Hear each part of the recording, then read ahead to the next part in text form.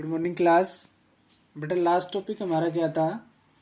Rutherford का model पढ़ रहे थे। ठीक है, रदरफोर्ड का मॉडल पढ़ रहे थे। रदरफोर्ड के हमने स्कैटरिंग मॉडल में पढ़ लिया था और इसकी लिमिटेशन पढ़ ली थी। ठीक है, आज हमारा क्या आएगा? आज हमारा आएगा मोजली। आज हमारा क्या आएगा? मोजली। ठीक है, एक मोजली जो नाम के साइंटिस्ट थे, उन्होंने क्या किया था? एटॉमिक नंबर को डिस्कवर किया था। ठीक है, एटॉमिक नंबर जो होता है किसी भी एटम का, उसको डिस्कवर किया था। तो किसने एलिमेंट्स के अंदर या किसी भी एटम्स के अंदर उसने क्या कहा था, किस प्रकार से रिप्रेजेंट किया था? उसने रिप्रेजेंट किया था इस प्रकार से। बोला था भाई इधर तो रहेगा उसका क्या? एटॉमिक नंबर रहेगा, और ऊपर क्या रहेगा? उसका एटॉमिक मास रहेगा। ये जो रिप्रेजेंटेशन थी ना किसी भी एलिमेंट की, ये रिप्रेजेंटेशन किसने दी थी? मोजली ने दी थी। जैसे अपने पास अगर कार्बन है ना, तो कार्बन का इधर तो लिखेंगे उसका एटॉमिक नंबर, ऊपर लिखेंगे एटॉमिक मास। नाइट्रोजन है, atomic number, atomic mass. Oxygen है, एटॉमिक नंबर इधर, एटॉमिक मास उधर। तो ये जो रिप्रेजेंटेशन थी ना, ये रिप्रेजेंटेशन किसने दी थी? मोजली ने दी थी। और इस प्रकार से रिप्रेजेंट करते थे हम किसी भी एलिमेंट को। तो अब छोटी छोटी टर्म्स आएंगी जिनके बारे में हमें पढ़ना है। सबसे पहली जो टर्म्स आती है वो आती है आइसोटोप्स। वो क्या आती है? आइसोटोप्स। देखो आइसोटोप्स क्या होते हैं? आइसोटोप्स क्या होते हैं भाई? आपके किसी भी एटम्स के जो क्या रखें, सेम तो क्या रखें भाई? आपका एटॉमिक नंबर। देखो जिसमें एटॉमिक नंबर तो क्या रहे?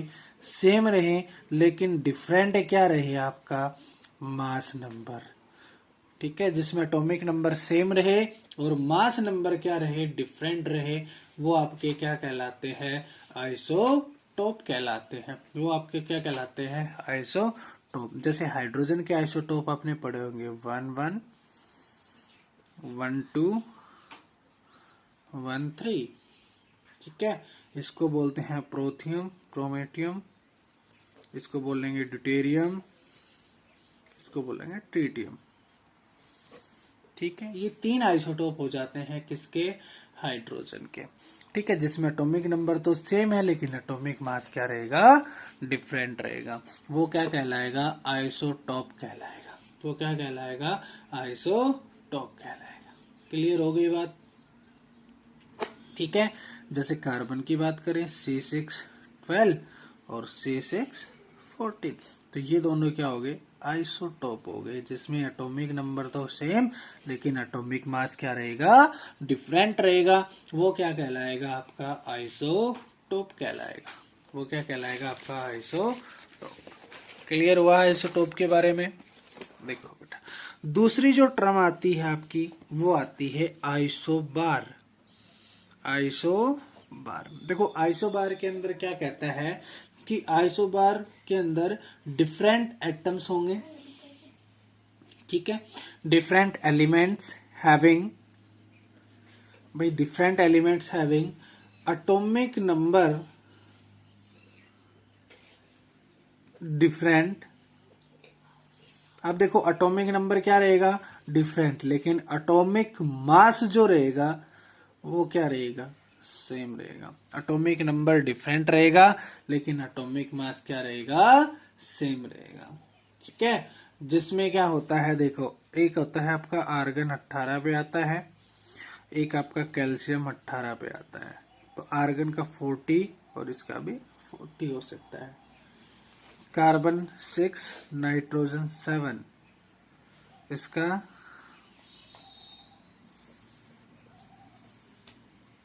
14 और इसका भी 14। एटॉमिक नंबर डिफरेंट रहेंगे, सॉरी 20 होता है वो इसका। एटॉमिक नंबर डिफरेंट रहेंगे बट एटॉमिक मास क्या रहेगा? सेम रहेगा। एटॉमिक मास ये होता है एटॉमिक मास और ये होता है एटॉमिक नंबर। तो आइसोबार के अंदर क्या कहेगा कि different elements having different atomic number but same mass number is called isobar. Is called isobar. उसे हम क्या कहते हैं? आइसोबार कहते हैं। ठीक है बेटा, तीसरी जो टर्म्स आती है वो आती है हमारी आइसोटोन्स। क्या आती है? आइसोटोन्स। आइसोटोन्स में क्या कहता है कि इसके अंदर different elements having different atomic number, atomic number भी डिफरेंट होगा।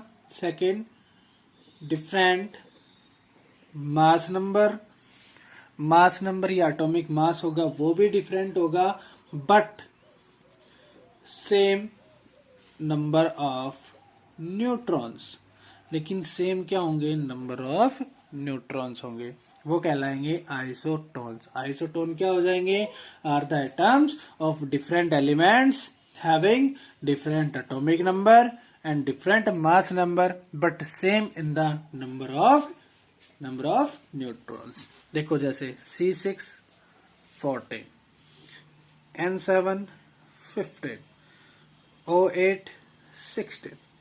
क्लियर। तो देखो नंबर ऑफ न्यूट्रॉन्स, जब मैंने पढ़ाया था न्यूट्रॉन्स के बारे में तो मैंने बताया था नंबर ऑफ न्यूट्रॉन्स कैसे निकाले जाते हैं, atomic mass minus atomic number, minus atomic number. ठीक है, तो एटॉमिक मास कितना हो गया ऊपर वाले का 14 माइनस 6 तो कितने न्यूट्रॉन आए 8, 15 माइनस 7 तो कितने न्यूट्रॉन आए 8, 16 माइनस 8 तो कितने आए 8 न्यूट्रॉन। तो देखो तीनों के अंदर क्या हो गया, नंबर ऑफ न्यूट्रॉन्स क्या आए, सेम आए, नंबर ऑफ न्यूट्रॉन्स क्या आए, सेम आए, लेकिन क्या एटॉमिक नंबर भी तीनों का डिफरेंट, एटॉमिक मास भी क्या डिफरेंट, लेकिन नंबर ऑफ न्यूट्रॉन्स तीनों के क्या है, सेम। क्या कहलाता है, आइसोटोन कहलाता है। क्या कहलाता है, आइसोटोन। आइसोटोन वो हो गया वो डिफरेंट एटम जिसके अंदर atomic number different, atomic mass different, लेकिन सेम नंबर ऑफ क्या रहेंगे, न्यूट्रॉन रहेंगे, वो कहलाएगा आपका आइसोटोन। क्या कहलाएगा, आइसोटोन कहलाएगा। क्लियर हुई ये बात। इसके बाद एक टर्म और बचती है भाई आपकी, वो बचती है आपकी आइसो इलेक्ट्रॉनिक स्पेसिस। क्या होती है, आइसो इलेक्ट्रॉनिक स्पेसिस। फोर्थ जो टर्म आएगी वो आएगी आइसो इलेक्ट्रॉनिक स्पेसिस। देखो आइसो इलेक्ट्रॉनिक स्पेसिस में क्या होता है भाई, आइसो इलेक्ट्रॉनिक स्पेसिस में क्या कहता है कि ये जो स्पेसिस होती हैं इनके अंदर एटॉमिक नंबर डिफरेंट होता है, एटॉमिक नंबर डिफरेंट होता है, एटॉमिक मास भी डिफरेंट होता है, एटॉमिक मास भी डिफरेंट होता है, लेकिन नंबर ऑफ इलेक्ट्रॉन्स जो होते हैं वो क्या रहते हैं, सेम रहते हैं। क्या कहलाती है, आइसो इलेक्ट्रॉनिक स्पेसिस कहलाती है। जैसे देखेंगे भाई Al3 positive, Mg2 positive, Na positive, neon, F negative, O negative, N3 negative. Electrons की बात करेंगे 10 इलेक्ट्रॉन, 10 इलेक्ट्रॉन, 10 इलेक्ट्रॉन, 10 इलेक्ट्रॉन और 10 इलेक्ट्रॉन। देखो एटॉमिक नंबर भी इनका क्या रहेगा, डिफरेंट रहेगा, एटॉमिक मास भी डिफरेंट रहेगा, लेकिन नंबर ऑफ इलेक्ट्रॉन्स जो रहेंगे वो सभी के अंदर सेम रहेंगे।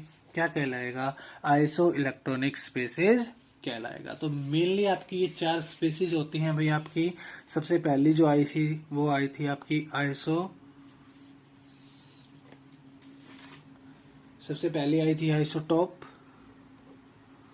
सेकंड आइसोबार, तीसरी आइसोटोन, फोर्थ आपकी आई थी आइसो इलेक्ट्रॉनिक।